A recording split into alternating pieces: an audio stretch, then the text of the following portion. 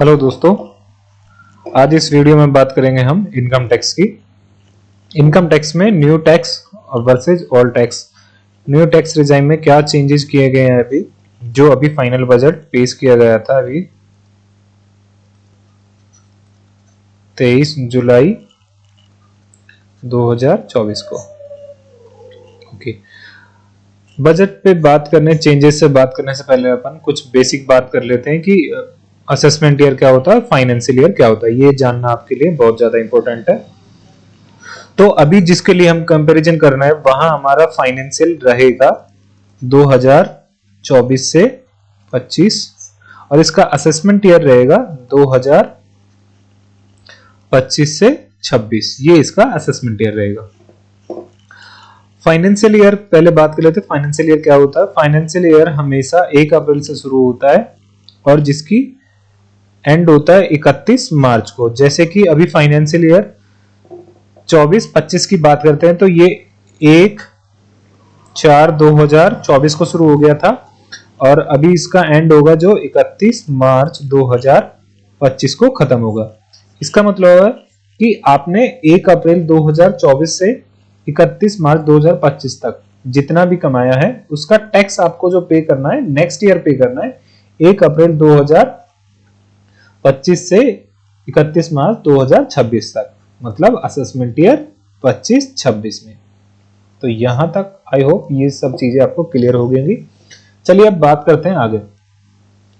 तो इस वीडियो में हमने अभी देखते हैं कि डिटेल टॉपिक बात करेंगे कि रिवाइज इनकम टैक्स स्लैब की इनकम टैक्स में कौन कौन सी स्लैब चेंज की गई है और उसमें क्या क्या चेंजेस किए गए अंडर न्यू टैक्स रिजाइम में। उसके बाद बात करते हैं कि changes in new tax regime में, कि न्यू टैक्स में जो चेंजेस किए गए हैं वो क्या क्या चेंज किए। बेसिक एग्जामिनेशन में कुछ चेंज किया है, एनपीएस में, रिबेट में, एक्सेट्रा।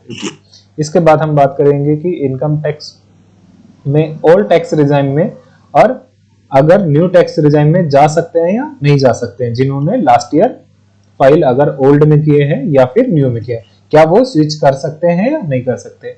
एट द एंड हम फिर बात करेंगे कंक्लूजन क्या निकला है। कंक्लूजन क्या निकलता है कि हमें कंपैरिजन कैसे करना है न्यू टैक्स में और ओल्ड टैक्स में। चलिए स्टार्ट करते हैं। तो सबसे पहले हम बात कर लेते हैं कि सिलेब्रेट न्यू सिलेब्रेट क्या थी। न्यू स्कीम, ये हमारी न्यू स्कीम है जो अभी फाइनेंशियल ईयर 24-25 के लिए रहेगी। तो यहां चेंजेस किया गया था जब इंटरिम बजट आया था 1 फरवरी 2024 को। तो यहां जब रेट थी तो यहां थी 3 लाख से फर्स्ट 3 लाख 0,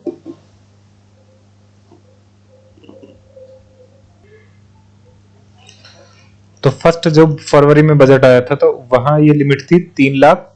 3 लाख पे टैक्स था 0। उसके बाद अगले 3 लाख पे था 5%। उसके बाद नेक्स्ट था 3 लाख पे 10%। इसके बाद नेक्स्ट 3 लाख पे था 15%। इसके बाद नेक्स्ट 3 लाख पे था 20%। 3-3-6 3-3-9 3-4 3-5 15 और इसके बाद मोर देन 15 लाख पे था 30%। ये इंटरिम बजट में पेश किया गया जब फरवरी में बजट आया था। तो क्या इस रेट से टैक्स लगेगा? अभी नहीं, इस रेट को आपको ध्यान भी नहीं रखना है। तो ये बस आपकी नॉलेज के लिए शेयर कर दिए। चलिए, तो अभी टैक्स किस रेट से लगेगा न्यू स्लैब में? इस रेट से कि अगर आपकी इनकम 3 लाख रुपए तक है टैक्सेबल तो आपको टैक्स देना है 0। उसके बाद अगर आपकी इनकम 3 लाख से 7 लाख के 3 लाख से ऊपर लेकिन 7 लाख से तक तो आपको कितना देना है? 5%। तो अल्टीमेटली कितना हुआ? 3 लाख के बाद 4 लाख बचे। तो यहां आपको टैक्स कितना देना है? 5%। इसके बाद ये कह रहा है कि 7 लाख से 10 लाख तक आपको टैक्स देना है 10%। तो 7 में से ये बचे 3 लाख तो आपको देना है 10%। इसके बाद ये कह रहा है कि 10 लाख से 12 लाख का अगर आपकी इनकम है तो आपको देना है अगले 2 लाख पर 15%। इसके बाद 12 लाख से 15 लाख तक अगर आपकी इनकम है तो अगले जो बैलेंस बचेगा 3 लाख, इस पे देना आपको 20%। तो टैक्स कितना हुआ इस पे, ये हो गया 4 पंजे 20, 20,000। यहाँ ये टैक्स हो गया 30,000 और यहाँ ये टैक्स हो गया 15 दूनी 30, 30,000। इसके बाद यहां ये टैक्स बनता है 60,000 और इसके बाद जो भी इनकम होगी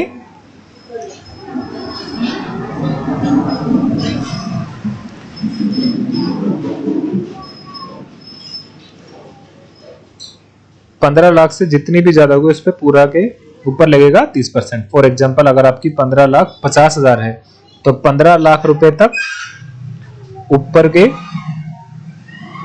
और ये हो गया आपकी बैलेंस इनकम, बैलेंस पे लगेगा 30%, 15,000। तो यहां पे लगेगा 30%। इस टाइप से आपका टैक्स रेट रहेगी और टैक्स अमाउंट लगेगा। यही बात करेंगे अगर हम ओल्ड टैक्स में बात करते हैं कि अगर ओल्ड फैसिलिटी है तो वहां क्या रेट रहेगी, वहां कोई चेंज नहीं हुआ है, वहां जैसे पहले चलता आया था सेम वैसे ही 2.5 लाख रुपए तक नील, अगले 2.5 लाख पे आपको 5%, उसके बाद 5 लाख से 10 लाख मतलब बैलेंस बचा 5 लाख, तो यहां पे देना आपको 20% और उसके बाद 10 लाख के बाद जो भी बचेगा उस पे, फॉर एग्जांपल यहां भी 15,000 बचता है, 50,000 सॉरी, तो बैलेंस 10,50,000, तो 10 लाख रुपए तक ये वाली रेट, और इसके बाद जो भी बैलेंस बचेगा उसके बाद आपको देना 30%। तो यहां रहेगा 12,500, यहां हो गया 1 लाख और यहां हो गया 15,000। इस टाइप से टैक्स रहेगा आपका। तो यहां टैक्स स्लैब की बात कर लिए, चलो आगे बात करते हैं।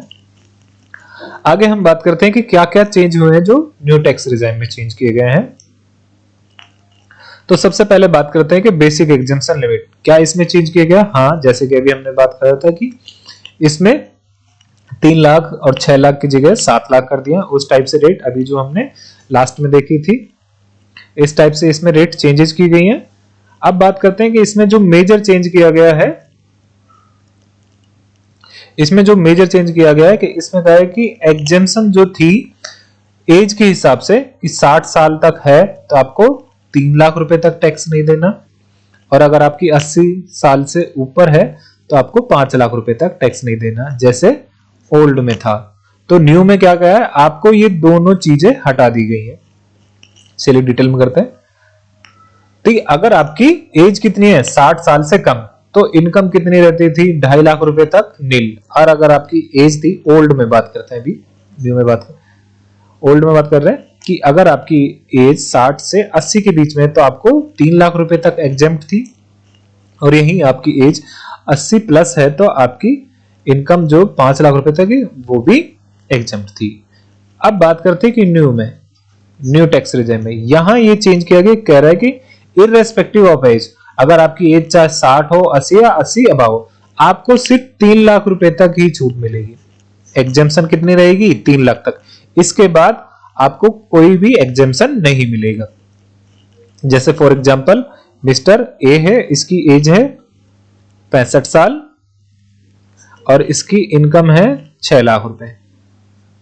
तो ओल्ड में क्या था कि 5 लाख रुपए तक एग्जेम्प्ट, सॉरी 3 लाख तक एग्जेम्प्ट क्योंकि 65 साल है, 60 से 80 के बीच में। और न्यू में क्या रहेगा, एग्जेम्प्ट कितनी है ओनली 3 लाख, तो बैलेंस क्या रहेगी टैक्सेबल, इस टाइप से। तो यहां एग्जेम्पशन की ये जो क्राइटेरिया था ये वाला लैप्स कर दिया गया है, एक तो ये चेंज हो गया यहां पे। चलिए नेक्स्ट बात करते हैं। नेक्स्ट बात करते हैं रिबेट में। यहां मेजर चेंज किया गया है, यहां पे आपको एक कैलकुलेशन के साथ अंतर मिलेगा। तो यहां देखिए कि इन्होंने कहा कि अगर आपकी इनकम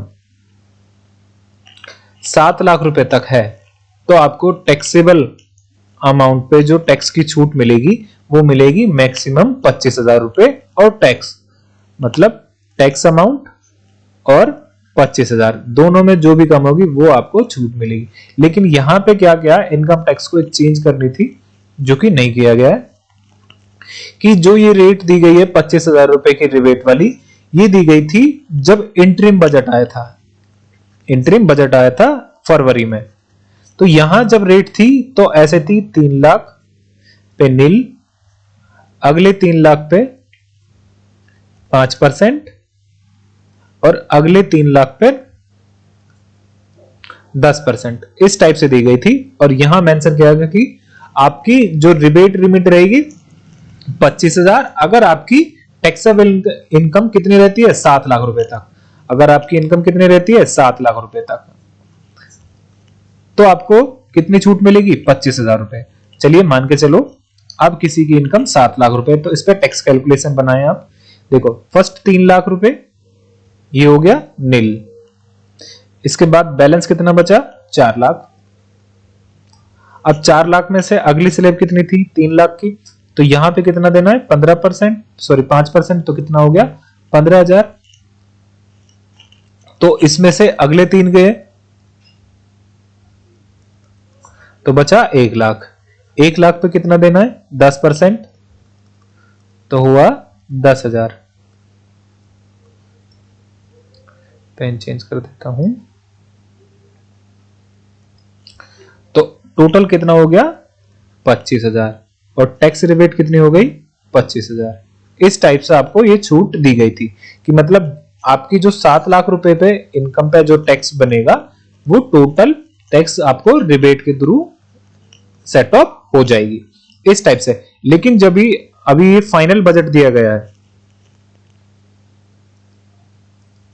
अभी जो फाइनल बजट पेश किया गया था 23 जुलाई 2024 को, तो यहां पे ये वाली चीज तो एज इट इज छोड़ दी, लेकिन इसमें इनकम का क्राइटेरिया बढ़ाना था जो कि 7.5 लाख रुपए तक करना था, क्योंकि जो 25,000 रुपए टैक्स बनेगा वो 7.5 लाख रुपए के ऊपर बनेगा। तो आपको एग्जम्पशन जो ये मिलेगी रिबेट में, ये पूरी एग्जॉस्ट हो जाती, लेकिन अभी नहीं हो पाएगी क्योंकि क्राइटेरिया इनकम का कितना रखा है, अब भी वही 7 लाख रुपए रखा है। अब अगर हम देखें तो अब जो रेट फाइनल बजट दिया है तो उसमें क्या रेट दी गई है 3 लाख रुपए तक नील, इसके बाद 3 लाख से ज्यादा हो और 7 लाख रुपए तक, तो आपको कितने देना है 5%। अब अगर हम यहां रेट निकालें तो देखो फर्स्ट 3 लाख, वही एग्जांपल लेते हैं 7 लाख इनकम हो गई टोटल। अब इसका 3 लाख रुपए तक नील और नेक्स्ट बचा बैलेंस कितना 4 लाख और इस पे देना है 5%, तो हुआ 20,000। अब आप यहां पे जोड़ देखोगे कि इन्होंने बोला है कि आपको रिबेट कितनी मिलेगी 25,000 रुपए, लेकिन आपकी इनकम कितनी होनी चाहिए 7 लाख रुपए तक। तो अल्टीमेटली मेरी जैसे ही 7 लाख रुपए से इनकम ज्यादा हो जाएगी तो मैं रिबेट के लिए एलिजिबल नहीं रहूंगा, क्योंकि 7 लाख अगर 10,000 रुपए भी हो जाती है, 7 लाख 10,000, तो ये क्या है, मैं ये कंडीशन पूरी नहीं कर पा रहे हैं, तो हमें क्या रिबेट मिलेगी नहीं, पूरे पे टैक्स देना पड़ेगा। और अगर मेरी 7 लाख रुपए रहती है तो मेरे को टैक्स जो कितना देना पड़ रहा है ओनली 20,000 रुपए। तो अल्टीमेटली जो मेरे को रिबेट मिली है वो कितनी मिली है 20,000 रुपए, ना कि 25,000 रुपए।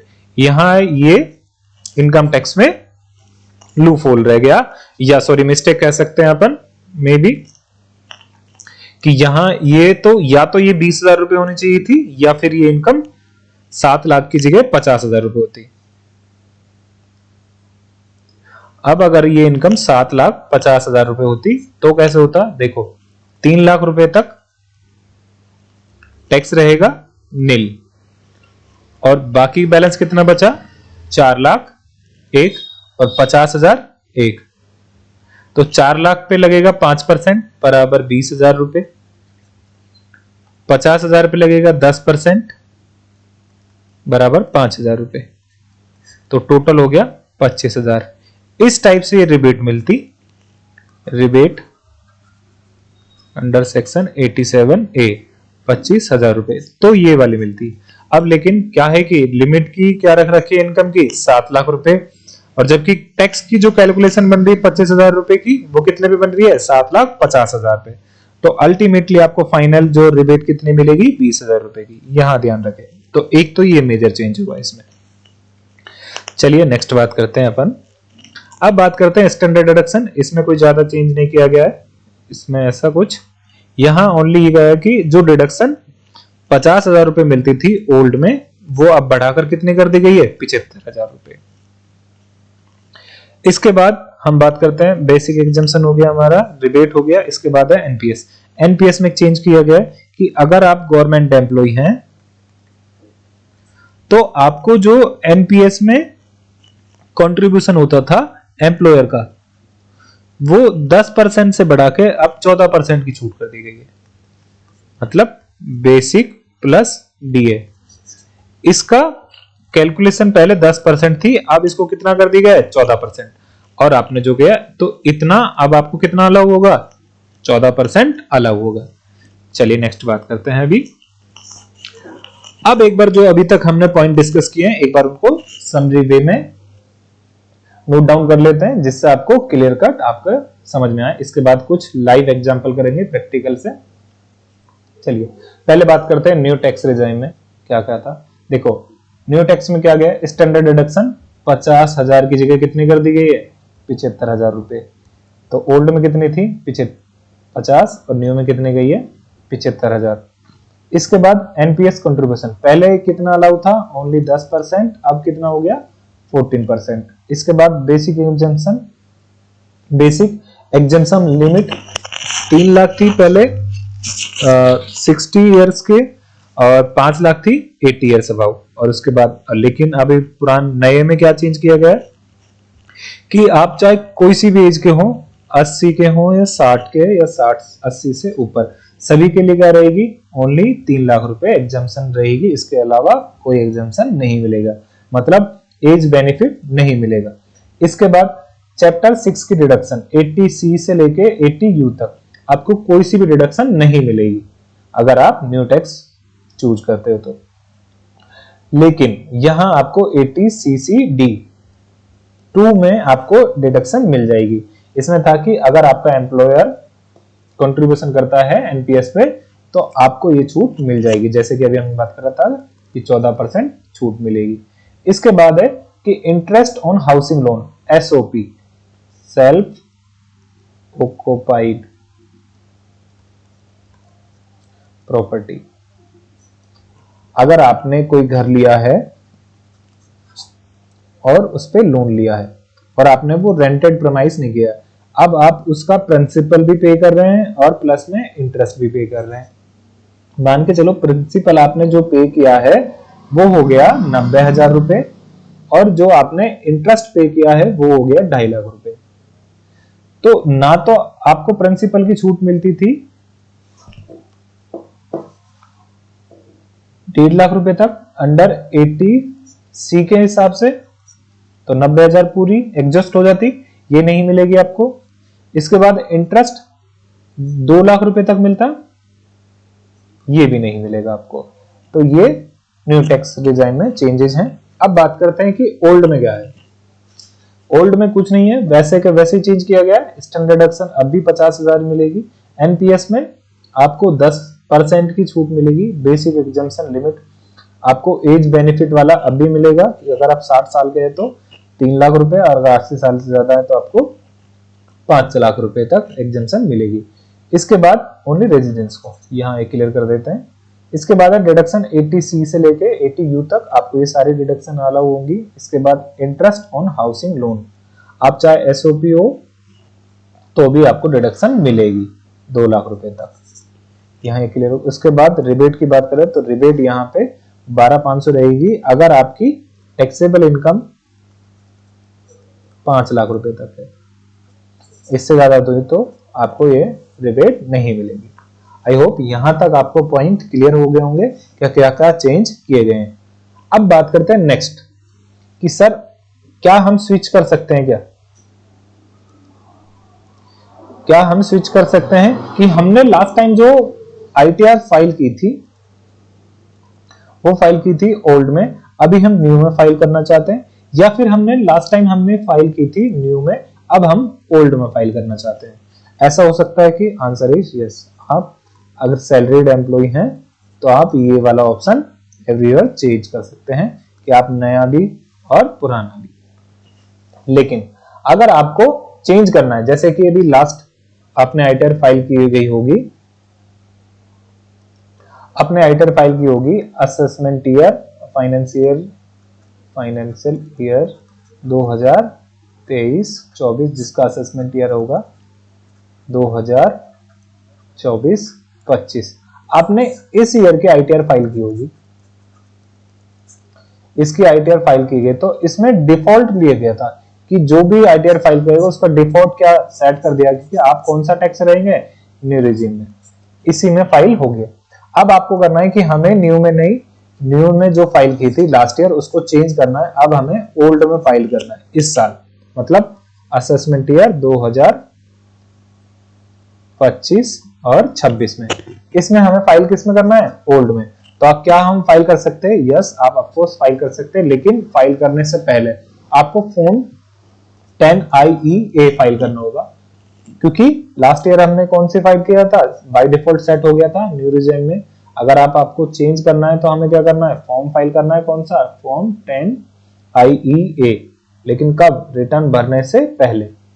और किस किस के लिए ऑप्शन अवेलेबल है, ये सैलरीड पर्सन के लिए, जिसके पास बिजनेस और प्रोफेशन की इनकम नहीं है, वो फाइल कर सकते हैं। चलिए अब आगे बात करते हैं हम कि एग्जाम्पल के थ्रू समझते हैं कि सर एग्जाम्पल के थ्रू बताओ किसकी इनकम पे कितना टैक्स बनेगा। चलिए स्टार्ट कर लेते हैं, एक्सेल सीट पे ले चलते हैं, आपको कैलकुलेशन लाइव दिखाते हैं। चलिए सबसे पहले बात कर लेते हैं हम 7 लाख रुपए इनकम, जैसे कि पॉइंट आउट किया गया कि 7 लाख रुपए तक आपको कोई टैक्स नहीं देना है। तो हमने यहां मेंशन कर दिया ओल्ड में, ये मैं कलर अलग कर देता हूं इसका, कि अगर आपका 7 लाख रुपए इनकम है और अगर आप ओल्ड टैक्स रिजाइन में करते हैं तो आपको स्टैंडर्ड डिडक्शन कितनी मिलेगी, 50,000 रुपए। ये ध्यान रहे, अगर आपका हाउसिंग लोन ले रखा है तो आपको 2 लाख रुपए ये भी मिलेंगे, और आपकी ये सेट ऑफ हो सकती है सैलरी से आपकी इनकम। अगर आपने 7 लाख रुपए टोटल सैलरी है तो यहां आपकी डिडक्शन करके 6,50,000 हो गई। आपने अगर इंटरेस्ट पे किया है या ड्यू किया है हाउसिंग लोन पे तो 2 लाख रुपए तक आप मैक्सिमम आप ये वाला सेट ऑफ कर सकते हैं। तो आपकी जो नेट इनकम बच के आएगी यहां से 4,50,000 रुपए इसके बाद, तो ये हमारी क्या हो जाएगी, ग्रॉस टोटल इनकम। इसके बाद आप ओल्ड में आप क्लेम कर सकते हैं 80C की डिडक्शन, 1.5 लाख रुपए तक मैक्सिमम। इसके अलावा आप 50,000 रुपए एनपीएस में एक्स्ट्रा क्लेम कर सकते हैं 80CC-D-1B में। इसके साथ आप क्लेम कर सकते हैं 80D में 25,000 रुपए तक मैक्सिमम। इसके बाद ये वाला डिपेंड करता है आपका एम्प्लॉयर ने कंट्रीब्यूशन किया है या नहीं किया है, जितना किया वो सारा का सारा आपको एग्जम्प्ट मिल जाएगी, और या फिर आपने जो एक्चुअल अमाउंट किया है वो, या फिर बेसिक प्लस डीए का 10%। ध्यान रहे ओल्ड में कितना था, 10%। अभी हमने बात कर रहा था ना कि एम्प्लॉयर का कंट्रीब्यूशन करना है किसमें, एनपीएस में, एनपीएस में कंट्रीब्यूशन किया है। अगर आप ओल्ड टैक्स में जाते हैं तो आपको मैक्सिमम कितना मिलेगा, 10%, और यही आप न्यू में जाता है तो यहां भी ये रिडक्शन मिल जाएगी, लेकिन मैक्सिमम कितनी मिलेगी, 40%, 14% ऑफ बेसिक प्लस डीए का। इसके बाद अगर हम देखते हैं, इसके बाद नीचे आता है तो यहां हमारी इनकम बचती है नेट 65,000 रुपए, और यहीं हम जाते हैं न्यू टैक्स में तो हमारे पास टोटल इनकम सेम यहां रखते हैं 7 लाख रुपए। इसमें जो स्टैंडर्ड डिडक्शन रहेगी वो रहेगी 75,000। इसके बाद हाउस प्रॉपर्टी ये हमें नहीं मिलेगी, तो हमारे पास जो ग्रॉस टोटल इनकम रहेगी वो 6,25,000 रुपए की। इस पे जो इसके बाद अगर एम्प्लॉयर ने कंट्रीब्यूशन किया है वो, या फिर 14% ऑफ बेसिक प्लस डीए, इसका अमाउंट जो भी कम होगा वो आप यहाँ पे कैलकुलेट कर सकते हैं। तो ये वाला डिडक्शन, इसके बाद आपकी जो इनकम बचेगी 5,27, तो इस पे आपको टैक्स देना होगा। अब इसकी कैलकुलेशन निकालें तो अभी हमने कहा था 7 लाख रुपए तक कोई टैक्स नहीं देना है, जैसे कि, तो अभी नील माने तो यहां भी नील हो गया। चलिए नेक्स्ट बात करते हैं, इनकम बढ़ा देते हैं। ये हटा देता हूं एक बार।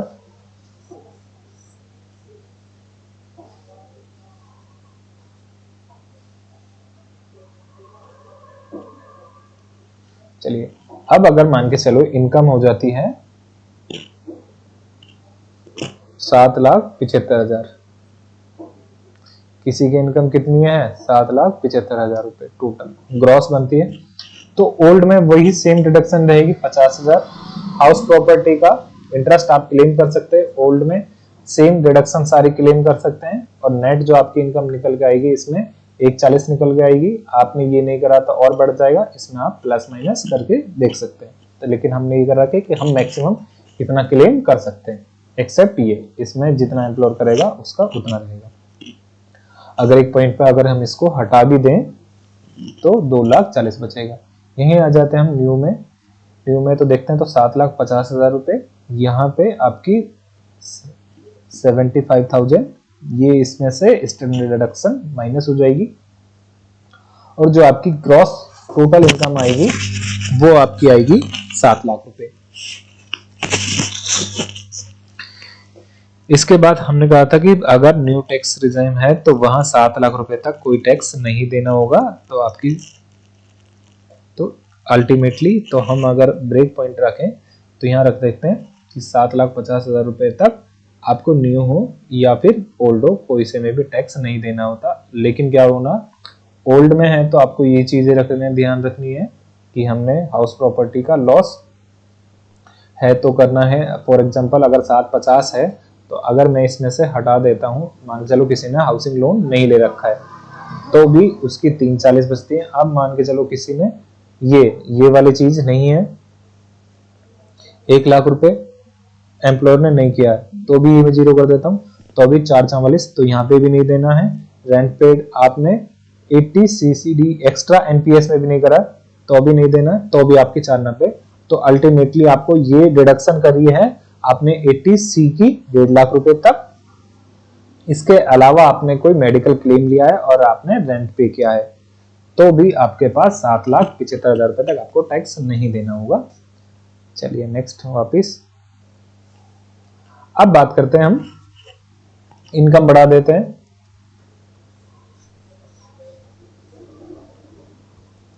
तो अब अगर मान के चलो इनकम अभी हमने कितने ले ली थी 7 लाख, इस पे टैक्स देना है नहीं। फिर हमने ली थी 7,75,000, इस पे टैक्स देना है नहीं। अब और इनकम बढ़ा देते हैं। अब इनकम बढ़ा देते हैं हम कि मान के चलो किसी की इनकम कितनी है 8,75,80,000। तो आप यहां देखोगे ओल्ड में डिडक्शन सेम, ये चीज सेम रहेंगी। इसके बाद नेट जो निकल के आएगी आपने, अगर यहाँ पे ये हाउस प्रॉपर्टी का नहीं भी है, इनमें से आप 2 लाख रुपए कम कर सकते हो, और भी 2,45 है तो मतलब 5 लाख रुपए तक हम और कम कर दे इनमें से तो भी हमें 8,80,000 पे टैक्स नहीं देना है। जैसे फॉर एग्जांपल मैंने इसमें डिडक्शन 50,000 रुपए नहीं कर रखा है, ये देखो। इसके बाद मैंने इसमें भी डिडक्शन नहीं कर रखा है, मैंने हाउसिंग लोन ले रखा है तो भी 4,45 बचते हैं तो मुझे टैक्स नहीं देना है, तो 8,80 पे। अब यही बात करते हैं हम इसमें कि अगर मैं न्यू टैक्स रिजाइम में जाता हूं तो क्या होगा कि 8,80 में से 75,000 रुपये माइनस हो जाएंगे स्टैंडर्ड डिडक्शन। इसके बाद मेरी नेट जो इनकम बचेगी 8,05,000 रुपये। इसमें से अगर मैं डिडक्शन माइनस करूं, कोई सी डिडक्शन नहीं मिलेगी सिवाय 80 CCD2 के NPS वाला। तो यहाँ मान चलो 1 लाख रुपए करा था तो ये डिडक्शन मिल जाएगा, या फिर कैलकुलेशन कितनी आएगी वो इस टाइप से। तो 1 लाख रुपए कम बनता है क्योंकि कैलकुलेशन कितनी आ रही है 1,23,200। तो यहाँ जो मेरी नेट इनकम बच के आएगी वो देखिए 7,05,000 रुपए। अब यहाँ पे जो हमने पहले कैलकुलेशन करके देखी थी वहां देखना कि पहले 3 लाख पे 0, अगले 3 लाख से 7 लाख पे 5%, उसके बाद अगले 7 से 10 लाख पे 10%, यहाँ 15 और यहाँ पर 20 और यहाँ फिर 30%। अब आप देखिए 5,000 रुपए बढ़ने से हमें पूरा का पूरा टैक्स देना पड़ रहा है कितना 21,320 रुपए, जबकि रिबेट में क्या लिखा हुआ है 87A में कि आपको लिखा है कि आपको कितनी रिबेट मिलेगी, 25,000 रुपए। ये वाली रिबेट नहीं मिल पा रही है क्योंकि इनकम की स्लैब कितनी रख दी इन्होंने, 7 लाख रुपए। इनकम कितनी है, 7,05,000 रुपए। तो ये वाली छूट आपको नहीं मिलेगी। तो इसके कारण से आपको पूरा 21,320 रुपए टैक्स देना पड़ेगा। यही ओल्ड में जाए तो अगर आपने ये इन्वेस्टमेंट कर रखे हैं किसी तरह तो आपको ओल्ड स्कीम में टैक्स नहीं देना पड़ेगा। तो अभी हमने इनकम कितनी रखी, 8,80,000। तो यहां देखें 8,80,000 में ओल्ड में बेनिफिट है, यस। न्यू में बेनिफिट है, नो। तो अल्टीमेटली हमारे पास ब्रेक इवन पॉइंट कितने पे निकल गया, अगर आपका कितना है 7,75,000 यहां पे, तो आपको टैक्स नहीं देना पड़ेगा। 7,75,000। तो आप नीचे देखोगे आपकी जो इनकम निकल जाएगी, सॉरी 8,75,000, 8,75,000। अगर आपकी इनकम 8,75,000 तक है, ग्रॉस सैलरी है, तो आपको टैक्स नहीं देना पड़ेगा ओल्ड में भी और न्यू में। लेकिन ओल्ड में आपको इन्वेस्टमेंट करना होगा। आप चाहे इसमें से 2,45 2,55 तक आप हटा सकते हो। जैसे हाउसिंग लोन नहीं है आपके पास, या फिर इन्वेस्टमेंट कम करा है, या फिर इसमें से या रेंट पे, इसमें से आप टोटल इतना हटा सकते हो। तो आपकी नेट जो इनकम बचेगी 5 लाख रुपए तक, तो आपको ओल्ड में भी टैक्स नहीं देना पड़ेगा, यही आपको में भी नहीं देना पड़ेगा। तो अब हम अगर नोट डाउन करके निकले तो हमारे पास जो फाइनल अमाउंट टच होके आया है कि सर 8,75,000 रुपए है।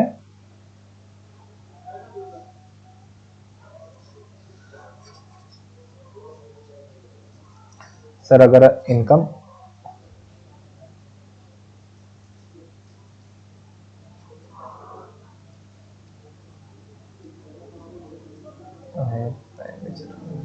आठ लाख 75,000, तो हम कोई से में भी जा सकते हैं, या तो ओल्ड में या फिर न्यू में। ओल्ड में आपको बस ध्यान रखना है इन्वेस्टमेंट करना होगा, न्यू में आपको कोई चीज भी जरूरत नहीं है आपको इन्वेस्टमेंट करने की।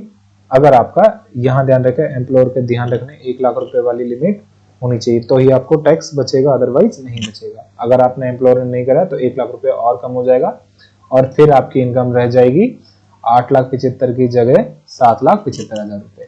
क्लियर है यहाँ तक? ओके। तो अब हम फाइनल टच पे निकाले। अगर अब हमारी इनकम, तो अब यहाँ रखें कि सर अगर हमारी इनकम कितनी है 8,75,000 है, और हमने हमारे एम्प्लॉयर द्वारा एनपीएस में भी क्या गया, कंट्रीब्यूशन किया गया है, तो हम न्यू टैक्स में जा सकते हैं। और अगर हमने इन्वेस्टमेंट कर रखा है तो हमें ओल्ड टैक्स में जा सकते हैं। चलिए अब अगर हम बात करते हैं कि सर अगर इनकम हमारी 11 लाख रुपए है या 10 लाख रुपए,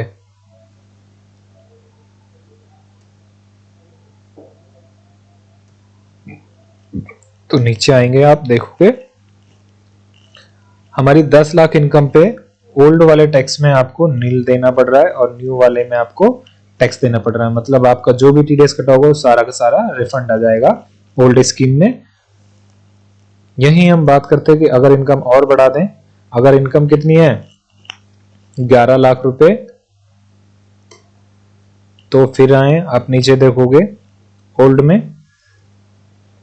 में आपको जितना टैक्स टीडीएस कटा वो सारा का सारा रिफंड बन जाएगा। न्यू में आपको 44,200 रुपए टैक्स देना पड़ेगा।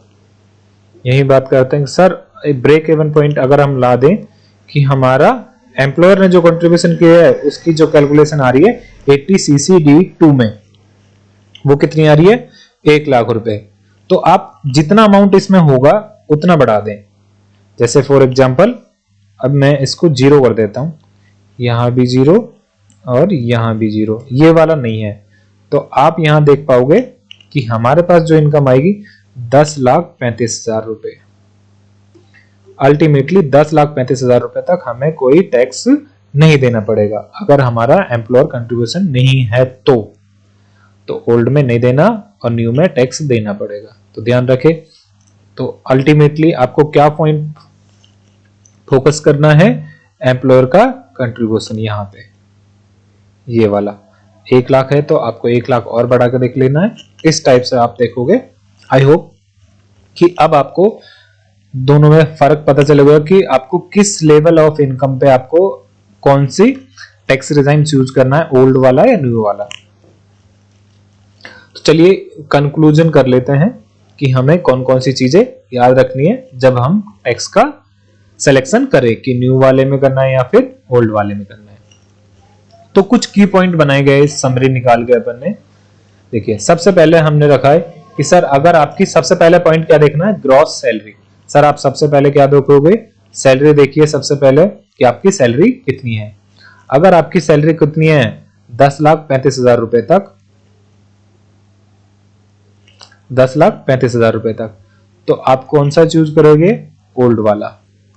और अगर आपकी सैलरी है 8,75,000 रुपए तक, यहां हम इसमें एनपीएस 80CCD 2 वाला 1 लाख रुपए इसको शामिल करते हुए बता रहे हैं कि अगर ये वाला शामिल है तो आपको कितना करना है 8,75,000, और अगर ये वाला अमाउंट नहीं है तो यहां से 1 लाख माइनस कर देंगे तो कितना बचेगा 7,75,000 तक।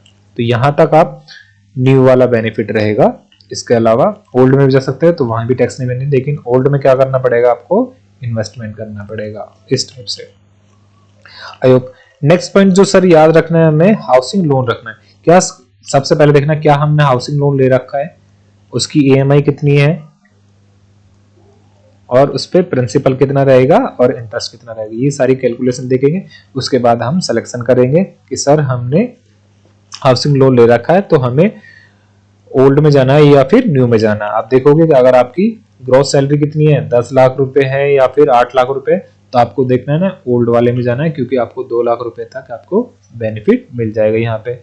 नेक्स्ट जो पॉइंट रहेगा आपको कंसीडर करना है इन्वेस्टमेंट फॉर डिडक्शन, कि आपने कोई एलआईसी वगैरह करवा रखी है या फिर कोई टैक्स सेविंग ले रखा, प्लान ले रखा है इस टाइप से, या कोई फिर एफडी करा रखी है, तो आपको टैक्स बेनिफिट लेना है तो आपको ओल्ड में जाना है। अगर आपकी इनकम कितनी है 7,75,000 रुपए से ज्यादा, यहाँ ध्यान रखें। अब अल्टीमेटली 1 लाख रुपए हमने माइनस कर दिया, तो आप ध्यान रखें कि 7,75,000 से ज्यादा है तो हमें इन्वेस्टमेंट करना है और ओल्ड में जाना है तो टैक्स बेनिफिट आपको मिलेगा, और जो भी आपका टैक्स टीडीएस कटा है वो आपको रिफंड हो जाएगा। इसके बाद जो नेक्स्ट जो रहेगा एज क्राइटेरिया। अगर आपको एज भी देखना है कि आपकी एज कितनी है, 60 है या फिर 80, इस क्राइटेरिया में है तो आपको वो वाला इनकम देख लेना है।